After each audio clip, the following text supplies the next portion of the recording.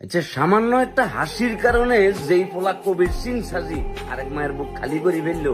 রে কবির সিং এর বাচ্চা, তুই যখন জেলেতে বাড়িবে মাইয়া তোরে সিংবি, এ মাইয়া তোরে বয়ফ্রেন্ড হিসেবে পরিচয় দিবনি নাকি? তুই যে এই যে মার্ডার মামলার আসামি হয়ে গেলি কই, এখন মাইয়া তোরে দেখবার লগে লগে বললো যে বাবুরে তার লগে আমার কোনো সম্পর্ক নাই, আমার কোনো পরিচয় নাই। এখন কথা হচ্ছে এই যে ছেলেগুলো তো ঢুকে গেছে কই কবির সিং এর ভিতরে, কিন্তু বেডি এগুন তাদের ব্যাপারে কি কোনো ব্যবস্থা হইতো না? তাদেরকে কেউ ধরতো না? তাদেরকে কি জিজ্ঞাসাবাদ করতো না? আর যেই মায়ের বুক খালি হয়েছে তারা এখন কিভাবে দিনটা পার করতেছে?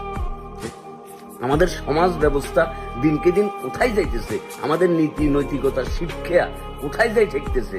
প্রেম ভালোবাসা এগুলো মনে হচ্ছে এমন একটা জায়গার ভিতরে যাই ঠেকছে এখন বাবুরে, জীবন পর্যন্ত টানিয়ে রেখেছে যে সামান্য একটা হাসি, সামান্য একটা হাসি আপনি দিতে পারবেন না, ওখানেও আপনার নিরাপত্তার ঝুঁকি আছে, আপনার জীবনের ঝুঁকি আছে, এবং সর্বশেষ আপনাকে জীবনে দিতে হয়েছে।